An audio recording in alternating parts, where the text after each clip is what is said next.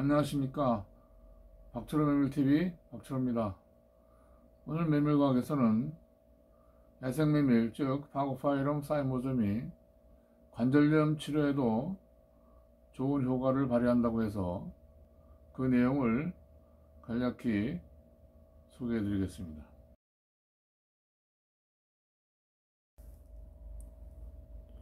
관절염에 좋은 야생메밀 즉 파고파이럼 사이모즘의 항관절염 효과에 대해서 소개해 드리겠습니다.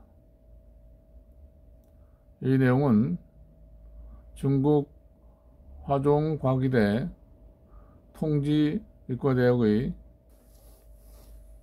링링 쉔 외 연구원들이 공동으로 연구해서 2013년 파머세우티칼 바이올로지에 발표한 내용입니다. 류마티스성 관절염은 관절의 부종, 활막의 염증, 연골과 뼈의 파괴를 가져오는 고질적인 자가 면역 질환입니다. 류마티스 관절염 치료에는 스테로이드 제제, 비스테로이드 항염 의약품, 면역 억제제 등을 사용을 합니다. 그러나 이러한 의약품은 면역 결핍, 소화불량, 체해 방해와 같은 부작용을 가져옵니다. 최근 수세기 동안 독성이나 부작용 없이 효과적으로 사용되어 온 전통의학의 새로운 물질의 연구에 대한 관심이 고조되고 있습니다. 장기간의 류마티스 관절염 치료에 사용될 수 있는 더 효과적이고 새로운 천연의학을 추구하는 노력이 이루어질 필요가 있습니다. 류마티스 관절염에 의한 연골과 관절 뼈조직 파괴에 인터루킨 그리고 종양괴사인자 이와 같은 염증성 사이토카인이 중요한 역할을 하는 것으로 알려져 있습니다. 야생메밀 파고파이럼 사이모즘의 특성을 알아보면 베트남, 태국, 인도, 네팔, 중국 등지에 자생하며 중국에서 파고파이럼 사이모즘의 제경이 폐질환, 이질, 류마티즘과 같은 질환의 민속의학으로 쓰였음을 알 수 있습니다. 제약경에는 헤코지닌, 베타시토스테롤, 헤로린산, 쿠마린산, 샤쿠치린과 같은 페놀 및 기타 화합물이 함유되어 있습니다. 그러나 파고파이럼 사이모즘의 류마티스 관절염 치료 효과에 대한 생체 연구 및 관절염에 대한 상세한 기작은 연구되지 않았습니다.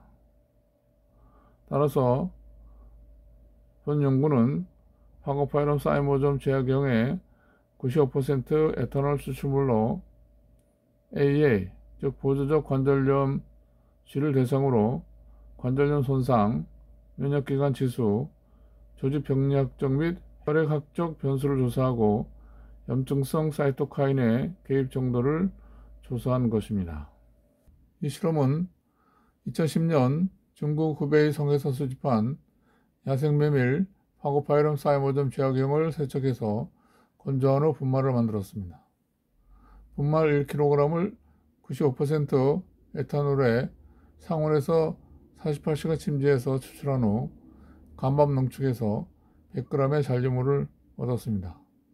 그것을 건조해서 0.5% 소디움 카르복실 메틸 셀룰로즈 용액에 녹여서 쥐에게 투여했습니다. 대조약제로 수백 년간 류마티스성 관절염 치료제로 쓰인 중국의 약초 트립테리지움 윌포디로부터 추출해서 0.5% 소디움 카르복실 메틸 셀룰로즈 용액에 녹인 트립테리지움 배당체 즉 TPT를 사용했습니다. 인위적으로 쥐에서 관절염을 일으킨 AA, 유기 및 평가, 흉성과 비장지수,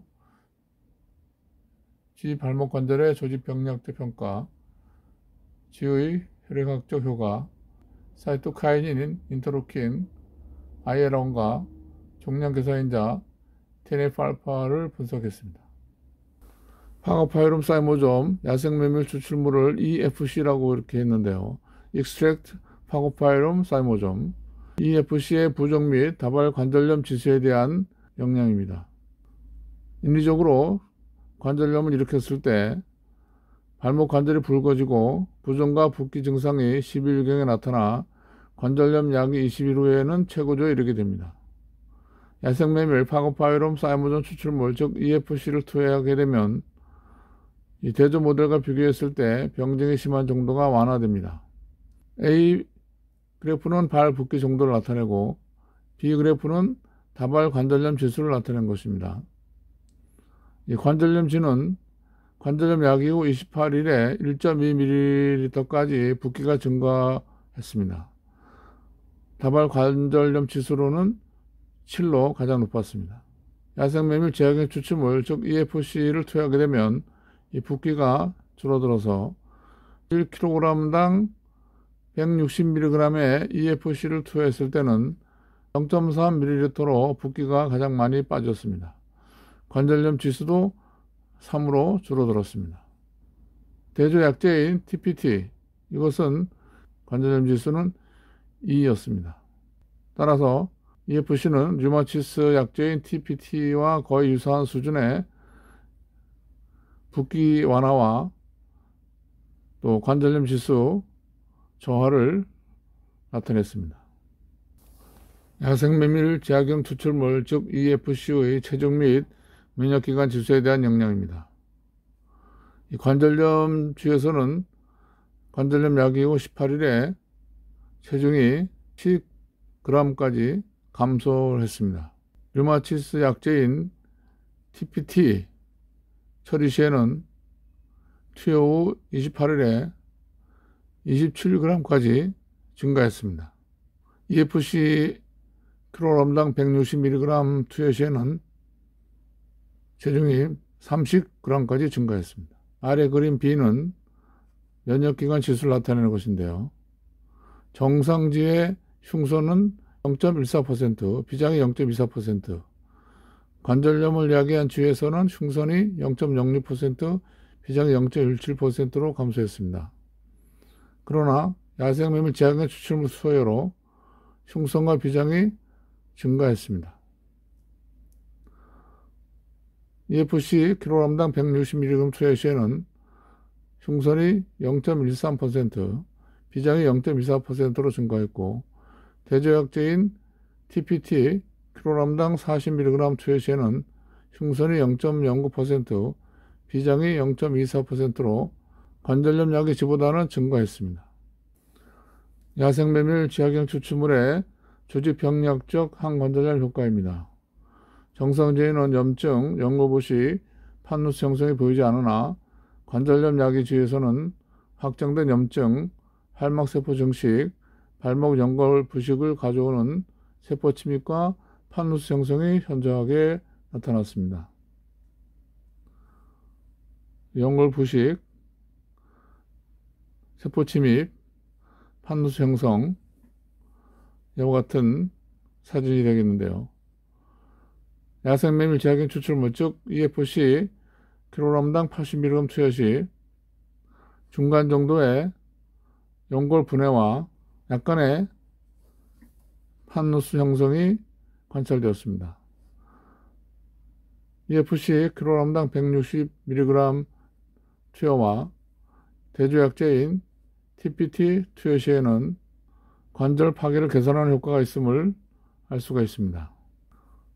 EFC kg당 80mg과 160mg 그리고 TPT 투여 경우에는 활막세포 증식, 세포 침입, 연골 부식, 판누스 형성 점수에서 모두 감소를 가져왔습니다. 관절염 약이 뒤에서 발목 관절에 대한 조직 병리학적 평가는 활막세포 증식, 세포 침입, 연골 부식, 판누스 형성 등 4가지 항목에 대한 점수로 나타냈는데요. 이 점수가 낮을수록 항관절염 효과가 큰 것입니다. 그래프에서 가장 진한 막대가 관절염치인데요. 조직학적 지수가 2.7에서 3.4, 정도 나타내는데, 야생매밀 제약경 추출물 즉 EPC의 농도가 높을수록 조직학적 점수가 낮아서 kg당 160mg의 경우가 가장 낮은 지수 즉 0.2에서 0.8 정도를 나타냈습니다. 대조약제인 TPT의 경우는 kg당 40mg을 투여한 경우인데요. 네 항목에 있어서 1에서 1.2 정도의 범위에서 지수를 나타냈습니다. 그래서 이 결과를 보면 야생매밀 제약의 추출물 kg당 160mg 투여가 대조약제 TPT보다도 더 지수가 낮아서 항관절염 효과가 큰 것을 알 수 있습니다. 야생매밀 제약의 추출물 즉 EFC의 관절염치의 혈액학적 영향입니다. 혈액학적 이상, 이것은 여러 질환의 발병과 병리에서 중요한 역할을 하는데요. 전체 혈액의 점성에 있어서 서로 다른 쉬어 레이트 50, 100, 200 여기에서 혈액 점성은 50에서 가장 높고 100에서 200으로 레이트가 높아지면서 줄어드는 경향을 보였습니다. 혈청 점성은 관절염 약이준 1.2고 정상준은 1.17 유의하게 증가를 했는데 EFC와 TPT 투여 시에는 이렇게 감소하는 것을 알 수 있습니다. 야생매밀 제약형 추출물 EFC의 사이토카인 즉 인터루킨과 종양괴사인자에 대한 영향입니다. 관절염 약이지에서는 인터루킨과 종양괴사인자 모두 정상지에 비해서 현저히 증가했습니다. 인터루킨은 EFC의 경우 리터당 71나노그램에서 102나노그램까지 분포를 보였고 TPT는 리터당 64나노그램으로서 정상지 리터당 59나노그램보다 높았으나 관절염 약이지 리터당 132나노그램보다는 현저히 감소했습니다. 종양괴사인자도 야생매밀 제약의 추출물 EFC는 리터당 418나노그램에서 469나노그램의 범위를 나타냈으나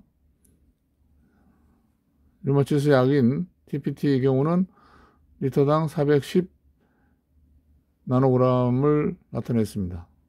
그래서 정상지 리터당 361나노그램보다는 높고 관절염 약이지 리터당 517나노그램보다는 현저히 감소된 것을 알 수 있습니다.